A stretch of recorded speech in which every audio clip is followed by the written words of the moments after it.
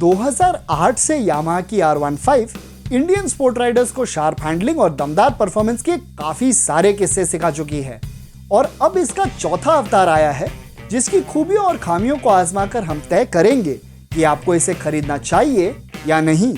लेकिन उसके पहले बाइक देखो को सब्सक्राइब करना और बेल आइकॉन को दबाना मत भूलिए। तो चलिए शुरू करते हैं R15 V4 की खूबियों से।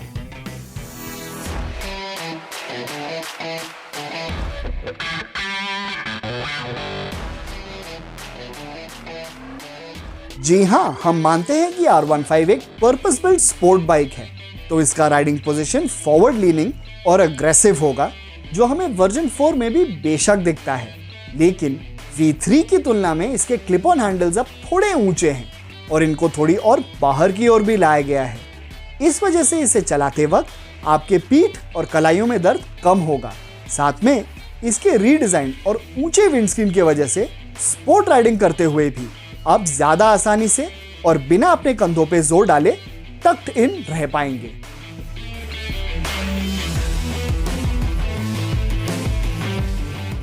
R15 वर्जन 3 में VVA और स्लिपर क्लच जैसे यूनिक फीचर्स पहले से ही थे और वर्जन 4 में इनसे जुड़ता है ना सिर्फ ट्रैक्शन कंट्रोल बल्कि क्विक शिफ्टर भी।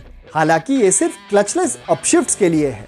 ये क्विक शिफ्टर R15 V4 के रेसिंग ब्लू और M वर्जन्स में मिलता है, लेकिन आप स्टैंडर्ड कलर्स पे भी इसे एज एन एक्सेसरी फिट करवा सकते हैं। अब हम मानते हैं कि लगभग 18 हॉर्स पावर के लिए ट्रैक्शन कंट्रोल का होना थोड़ा अटपटा लगता है, लेकिन तेज बारिश या कच्चे रास्तों पे ये काफी यूजफुल हो सकता है। उसी तरह इसका क्विक शिफ्टर रेस ट्रैक ही नहीं बल्कि डेली कम्यूट में भी आपका ओवरऑल राइडिंग एक्सपीरियंस थोड़ा और कंफर्टेबल बना देगा। और तो और वर्जन 4 के रीडिजाइन LCD क्लस्टर के साथ USB सॉकेट का भी ऑप्शन है। इसके नए इंस्ट्रूमेंट कंसोल में अब 2 डिस्प्ले मोड्स हैं, स्ट्रीट मोड और ट्रैक मोड, जिसमें से ट्रैक मोड में लैप टाइमर भी मिलता है। इसमें ब्लूटूथ कनेक्टिविटी भी है और यामाहा Y कनेक्ट ऐप के थ्रू आपको कॉल्स और SMS अलर्ट्स के साथ साथ average fuel consumption, last part location, maintenance updates और मैलफंक्शन अलर्ट्स भी मिलते हैं।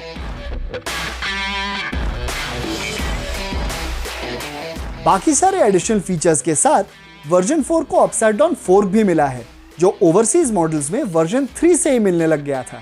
खैर, देर आए पर दुरुस्त आए और आते ही छा गए। अब हम मानते हैं कि वर्जन 3 की हैंडलिंग काफी शार्प थी, लेकिन इस नए USD फोर्क के वजह से वर्जन 4 का फ्रंट एंड फील और भी बेहतर हो गया है और इसके थोड़े चौड़े हैंडल बार पोजिशन की वजह से सडन डायरेक्शन चेंजेस करना और भी आसान हो जाता है।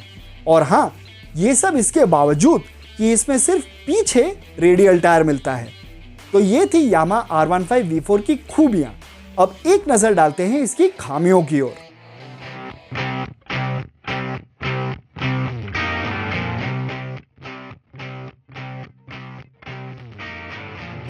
R15 V4 का पावर आउटपुट वर्जन 3 से लगभग 0.2 PS कम है, जिसका सच कहें फर्क ज्यादा नहीं होना चाहिए। लेकिन हमारे टेस्टिंग के दौरान हमने देखा कि लगभग हर कैटेगरी में नई बाइक BS4 R15 से काफी पीछे है, जो सच कहें काफी अजीब है क्योंकि इन दोनों के कर्व वेट हूबहू एक जैसे हैं।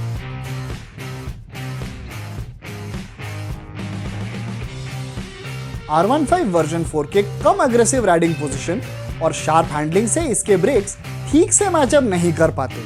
हमें गलत मत समझिए, आपको ब्रेकिंग एबिलिटी में कोई कमी नहीं दिखेगी। इनफैक्ट ये करीब 80 के स्पीड तक वर्जन 3 से ज्यादा आसानी से रुक जाता है, लेकिन इसमें ब्रेक फील और खास करके प्रोग्रेशन की थोड़ी कमी है।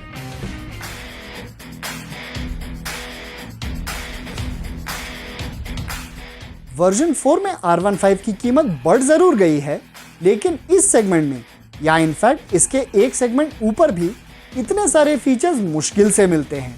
अब हमें पता है कि कुछ लोग TVS Apache RTR 200 4V की दलीलें देंगे, जिसमें एडजस्टेबल सस्पेंशन, राइडिंग मोड्स और ब्लूटूथ कनेक्टिविटी के थ्रू कॉल और मैसेज अलर्ट्स और नेविगेशन भी है।